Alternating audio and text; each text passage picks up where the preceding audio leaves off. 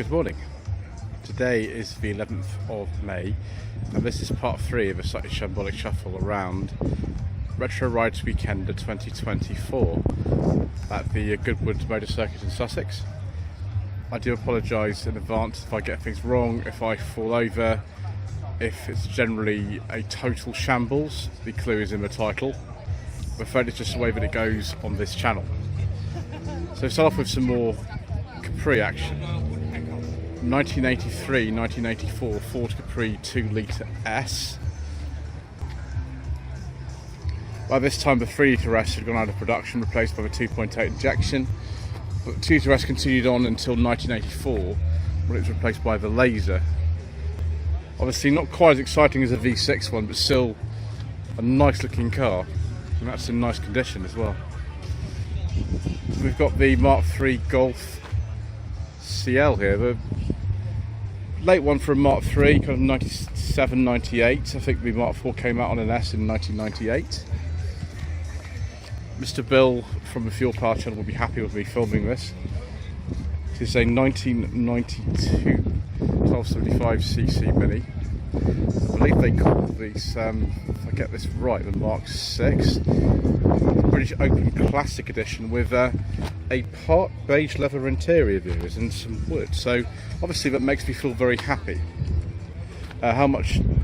Oh, doesn't say. It just says call 07311829142. Endless history. An endless history going back to the dawn of time, if such a thing exists. Another E21. I didn't expect to see so many of these recently. My gosh, it's come from Botley, Grain Road in Botley, Quadro Cars Limited, who would supply this car back in around 1982. Wow, it's a 316. Someone though has put a different engine in it, haven't they? I think we've seen before. This has been moved, isn't it? This has been moved, or is it? Or has it been? I'm confused. Sorry, not 1982, but 1980-81 on a W. Correct plate for the area, from Botley.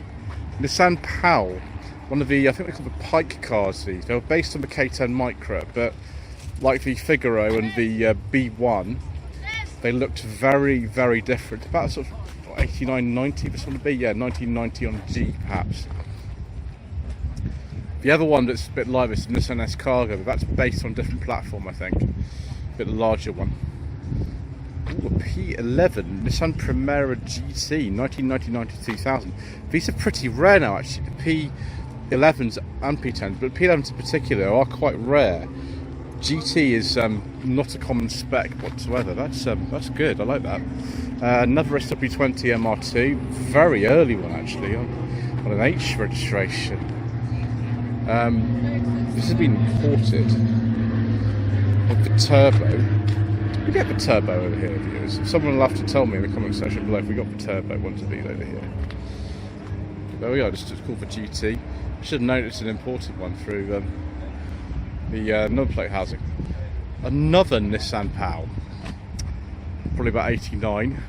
Yeah, you can see they did a bespoke dashboard for this. I mean, a little bit of the steering column is probably the same as a K10 Micra, but they put a lot of work into these for reasons I don't quite understand, other than that they just could, which is quite a nice thing. Then splitty Volkswagen, this one. Be from what, the 50s or 60s. This is the panel van version. Some Porsche 911 wheels because that's what they tend to have these days. Then a Jaguar E-Type 4.2. So look at the front of this and see if we can identify it. Like a lot of these, someone's put a 5-speed gearbox in it, which will have cigarette on first.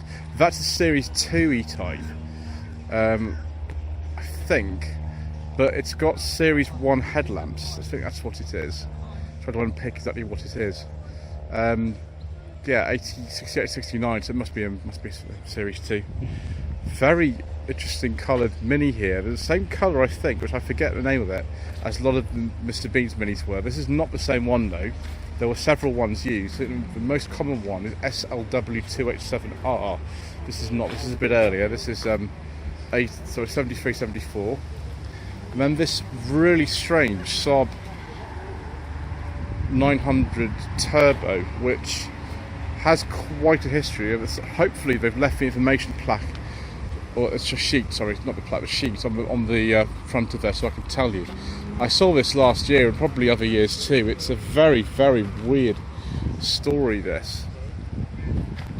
So it's 84, for some reason it's on a C, I don't quite know why.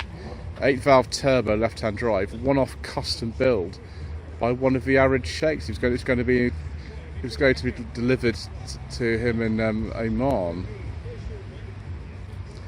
Interesting. The old girl.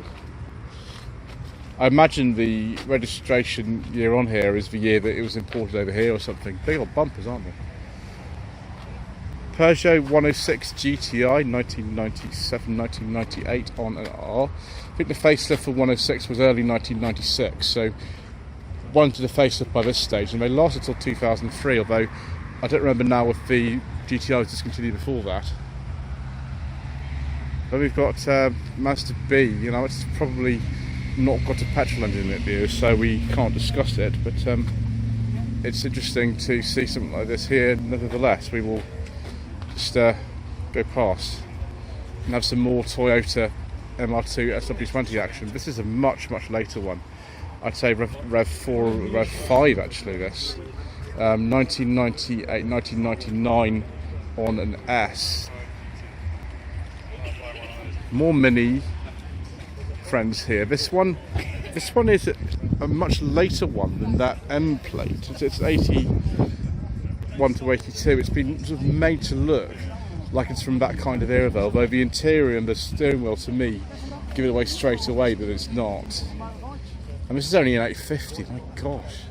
I didn't realise the 850 is as late as 1981-82. It's for sale though, 07908730444. Again, a car that's been made to look older than it actually is. This is from 1980s, 83, 84. But it's been made to look like something from the early to mid 70s. You've got a rev counter here. I wonder if this is actually a Mayfair or something like that, because the Mayfairs had rev counters. But that's like a Mark 1 grill or style grill or something. And we've got something that I would know as a Sunny, but probably is something else. And we'll take a look. Probably from the sort of late 70s, early 80s. That's a 140Y. I think also known as the Sunny. No plate on that one to be able to identify the year, but rear wiper, so everything is right with the world. 1982-83, Datsun Bluebird, or Datsun by Nissan at the stage. They started to change over the name of the company from about 82, and it was complete by about 1985-86. Nissan Skyline, although I can't remember what type of Skyline it is. There's all the information sheet, brilliant. 1979 Skyline 240k GT, wonderful. How often are you going to see something like this, viewers? Only at an event like this. And that looks fabulous. It's probably not that bad to drive either. It probably is reasonably easy compared to some of the stuff that would have been around at the time. Nissan Vanette, I think hopefully there's got a petrol engine in it, but we don't know. We've got a Game & Watch though. Excellent, I like Game & Watches. God, Nintendo, that's from the 90s, so sort of 94, 95. More Beatles. It's like Porsche 993 wheels or something like that. It's 1300, and then there's sort of open top one here with a chopper bike. Wow. Yeah, that's very reminiscent of the year, isn't it?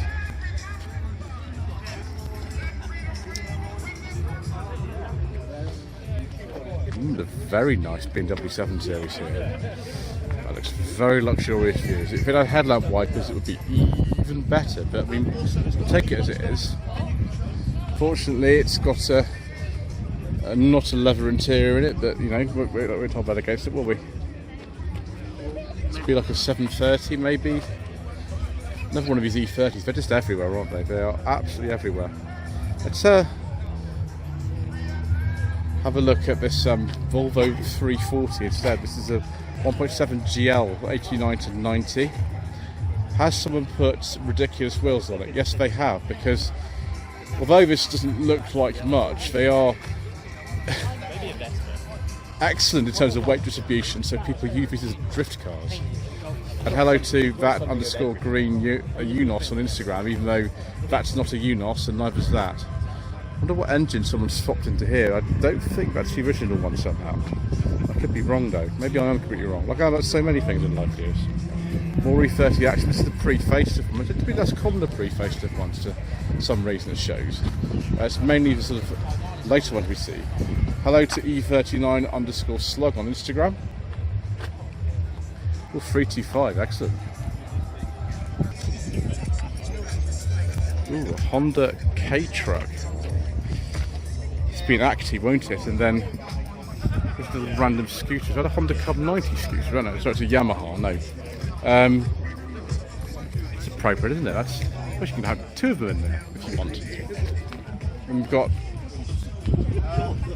a Mini with something tasty under the bonnet. Something interesting is going on here. That's a Mark 1 shell, I think. This has been modified. I think so. Somebody in the comment section might be able to tell me that. And then we've got Simon from Lot 76 Cars.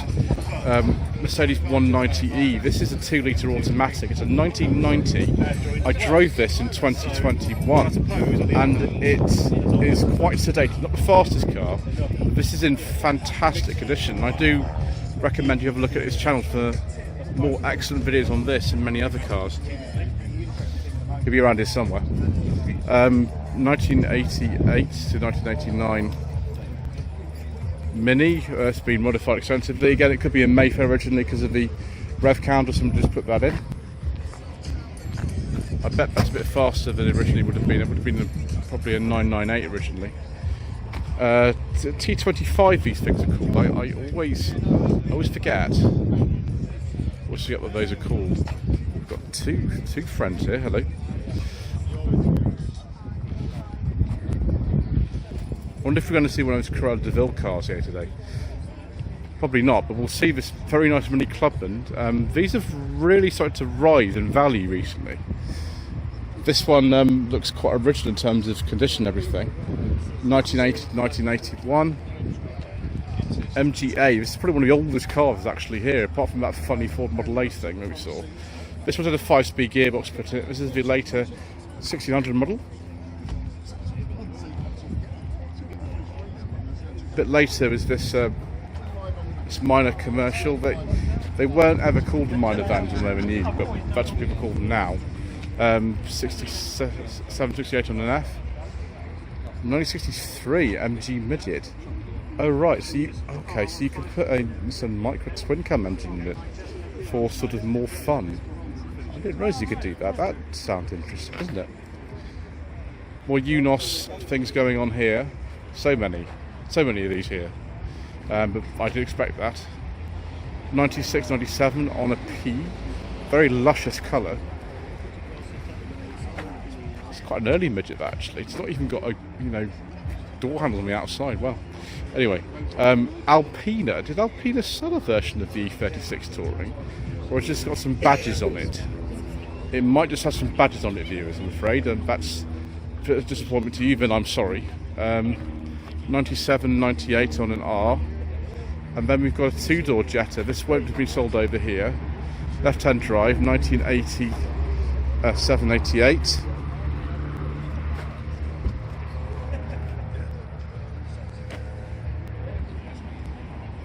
Then Celica, can't remember the name of this generation. Oh, that Gen 6. So presumably this is 6th generation. 7th was presumably the last one. Oh yes, of course we've got the front end that's quite different from the previous generation, haven't we? So being 94, 95. Then next we've got a Mark II Polo facelift G40. I drove one of these in 2019. Despite having a brake servo, the brakes were still terrible. Very fast, very heavy steering, quite a nice noise, but quite cramped as well, I found them. But people really like these for some reason, and they are fast. Also fast is this 1990 to 1991 Renault 5 GT Turbo. Wow, now these are not common. They aren't common at all. But they do look like they're fun. Then another Unos 1997, 1998 on an R. And a MB Civic Aerodeck. Fabulous. Very similar to the HHR 400, although they never sold a sort of Tourer version of that. They kept the old Tourer from the R8 type of 400s going for a little bit longer. You can put a 400 or 45 front end on one of these though, and people have done that, and they look a bit interesting. That's a 2000. I'm not sure if that's a VTI or not. You could get a VTI model of those. A Lincoln Collector's Series. Well, it probably is owned by a collector now, isn't it? It's a massive Continental from the 70s. Let's take a look and see what year this is. Oh, right, okay, it's a 79. There we go. Someone's helped me put it on the number plate for me. If only everybody did that, it would make my life a lot easier. Porsche 911 Cabrio 996 model, facelift, I think 996 this one. Tiptronic, I'm not exactly sure what year that is, but it's the Carrera 4. 1967 Chevy Camaro, very early one, SS350 model. Next is another Mini Clubman, unless this is a 1225 GT, but looks very modified to me, so who knows.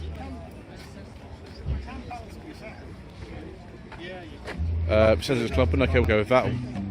Wadham Stringer. How many people remember Wadham Stringer? I remember them. 78, 79. Then one from the 90s here. This is a Mark 7, sort of towards the end, with the airbag. So 1997, 1998 and an R. What specification that is? It's a Cooper or something else. K10 Micro. I thought there'd be more of these here, to be honest. They are quite popular at things like this, but I haven't seen too many so far. Maybe they're in another area. This one is 1990, 1991. I was wondering how long it would be before we saw one of these. This is a Type R K20. Oh, sorry, it's not a K20. It's a B18 Integra Type R engine. It's not a EP3 at all. You can put those in. 225 horsepower. 0751 213 073. No dreamers, please. And we've got Dorset Mini All Sorts club car here. Now this one, again, it's from the sort of 90s. 93, 94. That one is from the late 80s, sort of 89. E46 M3. I mean, this is a shed fest. You'll be seeing about 1 million of these. I haven't seen any others so far. Sorry, my camera work is terrible. That's another thing I should apologise for at the start. I should change hands for a second now.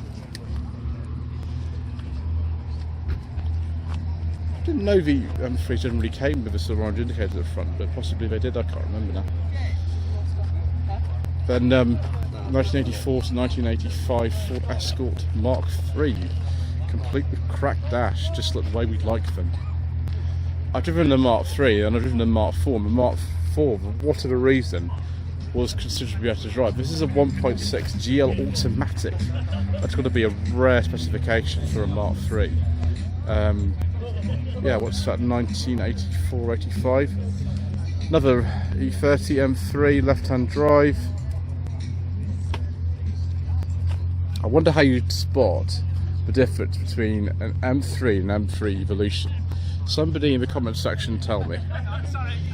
Then a Type 3 Volkswagen, we saw a couple of these actually in the first part we did, and yeah, I keep forgetting what they're called. I think it's called Type 3. Anyway, that's the 1500. Peugeot 205. That might be a Junior. I'm hoping that's got just like a 1.1 or 1.4 engine in it, as opposed to something we can't discuss on the channel. A Citroen Saxo, facelifted Saxo, Saxo Forte, which was a sort of warm version as opposed to the hot versions of VTS. I think these were a 1.4, like 75 horsepower TU engine. A very late one, 2003, which was the last year they made them. Another one of these Polo bred fans. Interesting wheels on this. Common specification Polo C. Father had one a bit like this. This has got a brown dash in it though. 1989 to 90. And no brake servo, of course, on right-hand drive models. 1967 Volkswagen Transporter Splitty right-hand drive. That'll be expensive, won't it, viewers?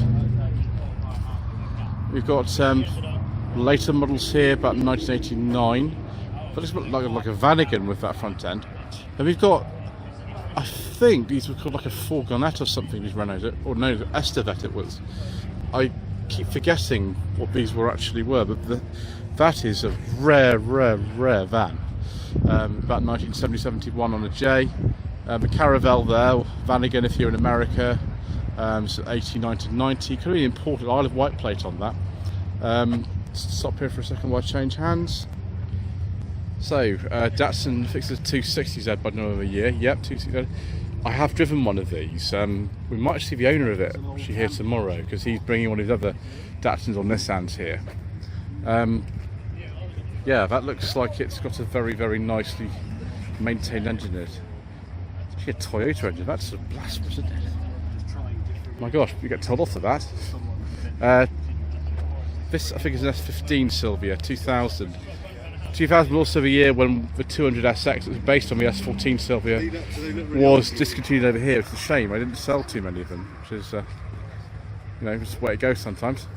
Then a Honda Civic, I think this is, I like to say an EJ or EK hatch, but it's a Civic Jordan.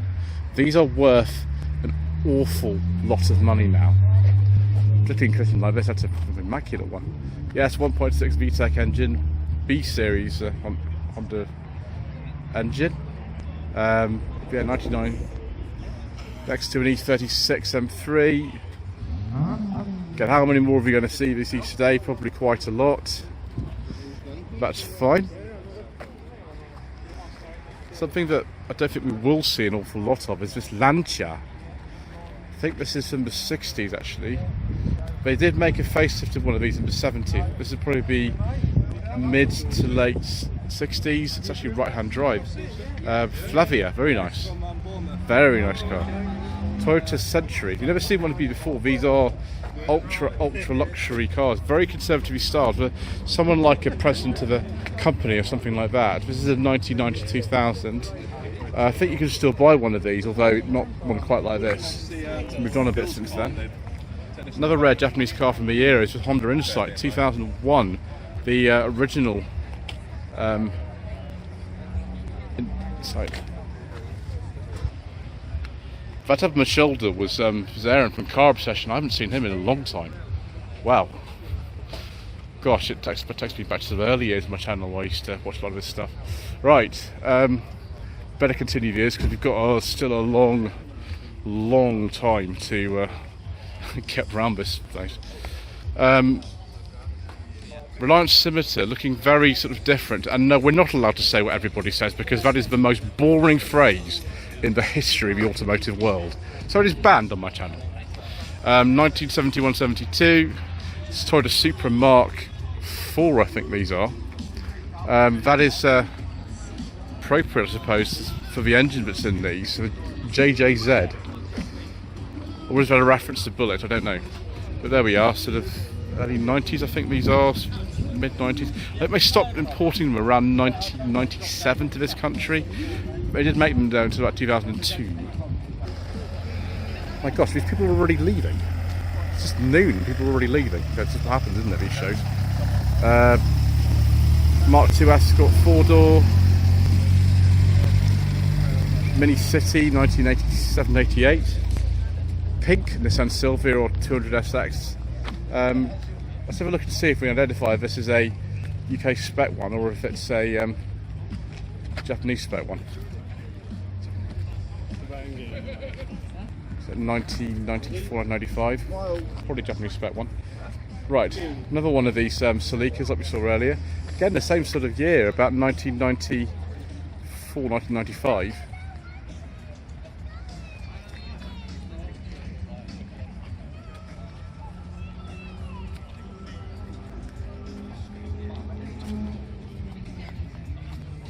And another Mark III Escort, very early one actually. This is when they first came out, so 80 to 81. It's got the very early steering wheel in it as well. Wow, it's an 81. Goodness gracious me. Porsche 924. I think, yeah, this will be before they changed it for the Porsche engine. This will still be the Audi Volkswagen engine. So it'd be the one like when I drove in 2022 up in Scotland.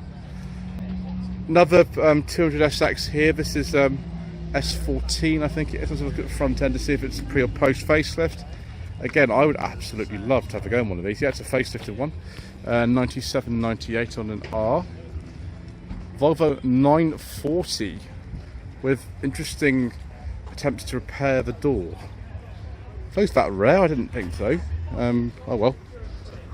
It's a 940S. It's quite low down in the sort of pecking order. 92, 93. So another Unos here in yellow. 94, 95 on an M. You're into planes at the minute, aren't you? 1974-75 Mini Clubman Estate.